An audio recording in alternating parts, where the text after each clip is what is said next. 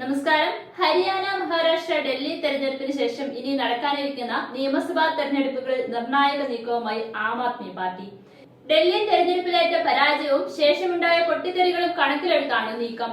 ഗോവ, ഗുജറാത്ത് നിയമസഭാ തെരഞ്ഞെടുപ്പിൽ കോൺഗ്രസുമായി സഖ്യത്തിനില്ലെന്ന് വ്യക്തമാക്കി മുതിർന്ന AAP നേതാവും മുൻ ഡൽഹി മുഖ്യമന്ത്രിയുമായ അതിഷി മർലേനയാണ് രംഗത്തെത്തിയത്.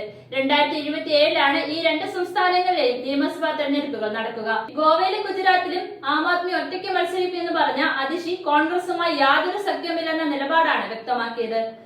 മാർഗാവോയിലെ പാർട്ടി ഓഫീസ് ഉദ്ഘാടനം ചെയ്യുന്നതിനായി ഗോവയിൽ എത്തിയതായിരുന്നു അതിഷി. ഇതിനിടയിലാണ് സഖ്യവുമായി ബന്ധപ്പെട്ട ചോദ്യമുയർന്നത്.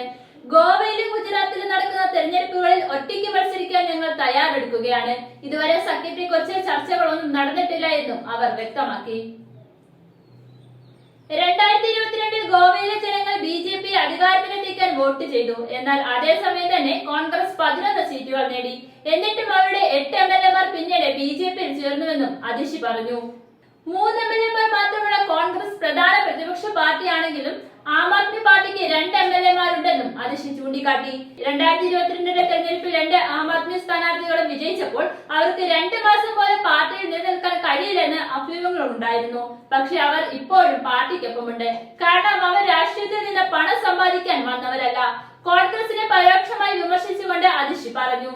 തിരഞ്ഞെടുപ്പുകളിൽ വിജയിക്കുകയും പണം സമ്പാദിക്കുകയും ചെയ്യുക എന്ന ഏക ലക്ഷ്യത്തോടെയുള്ള രാഷ്ട്രീയത്തിൽ ഞങ്ങൾക്ക് ഒട്ടും താല്പര്യമില്ല. ജനങ്ങൾക്ക് വേണ്ടി കാര്യങ്ങൾ ചെയ്യുക എന്നതാണ് രാഷ്ട്രീയത്തിലെ ഞങ്ങളുടെ താല്പര്യം, അതിഷി കൂട്ടിച്ചേർത്തു. ഡൽഹി തെരഞ്ഞെടുപ്പ് തോൽവിയെക്കുറിച്ചും അതിഷി മനസ്സ് തുറന്നു.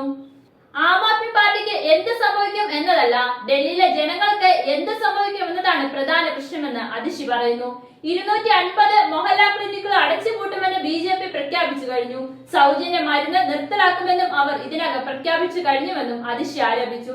അതേസമയം സഖ്യത്തെക്കുറിച്ച് ഇപ്പോൾ ചർച്ച ചെയ്യുന്നതിൽ കാര്യമില്ലെന്നാണ് ഗോവ പ്രദേശ് കോൺഗ്രസ് കമ്മിറ്റി അധ്യക്ഷൻ അമിത് പട്കർ അറിയിച്ചത്.